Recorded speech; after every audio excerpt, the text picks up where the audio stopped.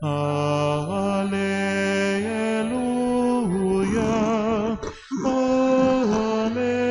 Alleluia. Mapalad ang mga dukha na tanging Diyos ang lumikha, pag-asa at adhika.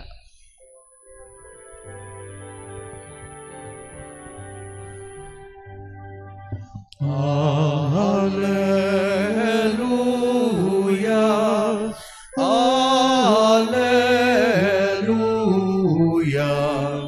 Alleluia,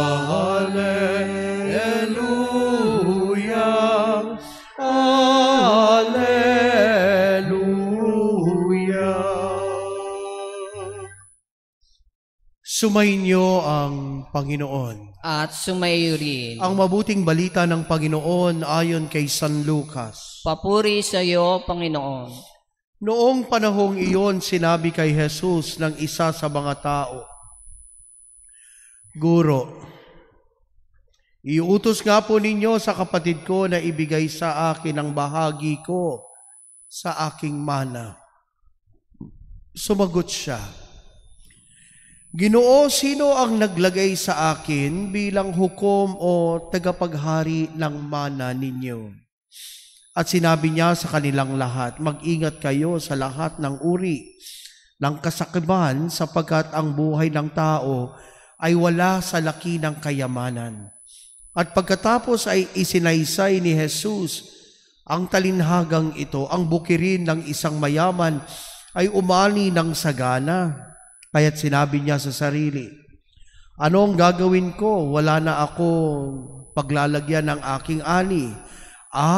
Gigabain ko ang aking mga kamalig at magtatayo ako ng lalong mas malaki.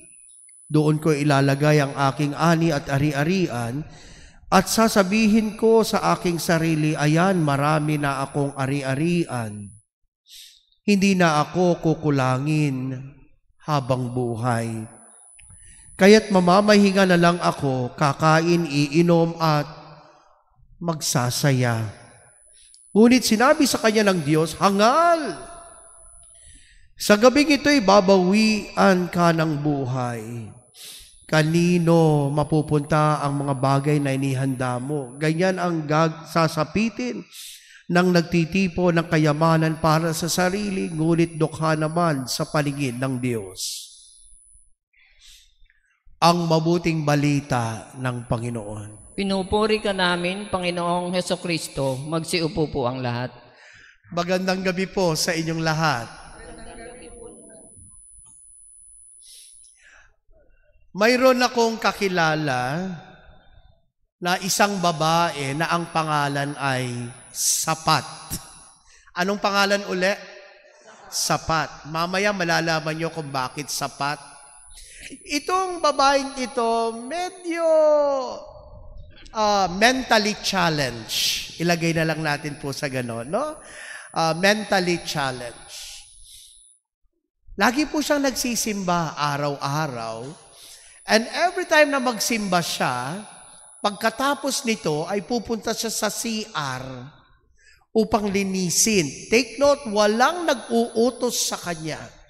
Pupunta siya sa CR upang linisin ito. At talagang napakalinis naman.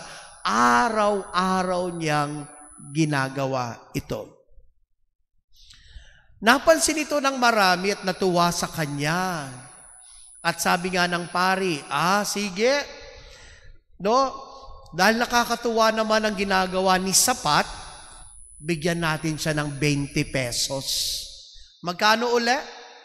20 pesos. Araw-araw, pagkatapos niya maglinis, bibigyan natin siya ng 20 pesos. So, pupunta sa magsisimba, pupunta sa CR, pupunta sa office, kukunin ng 20 pesos. So, yun ang naging araw-araw na routine ni Sapat. Magpapasko na noon, sabi ng office, sabi ni Father, bigyan natin ng mas malaki ngayon, bigyan natin ng 1,000 piso si Sapat. At syempre, bigyan natin siya ng Noche Buena package. No? So, ganoon na nangyari. Dumating ang araw na dumating si Sapat nagsimba. Pagkatapos pumunta sa CR para maglinis. Pagkatapos ng paglilinis, pumunta sa office. At doon inilahad niya ang kanyang kamay.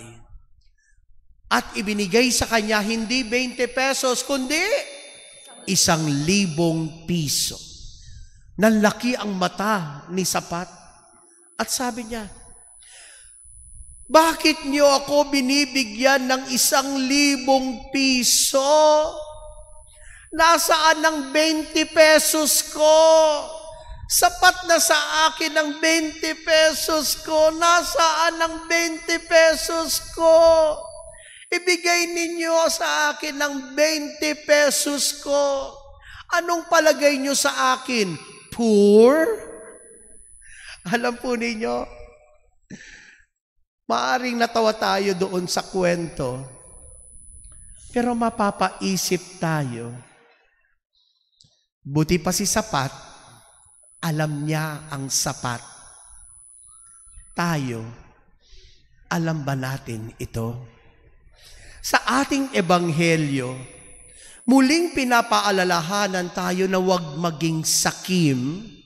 Sa halip, alam dapat natin kung ano ang sapat.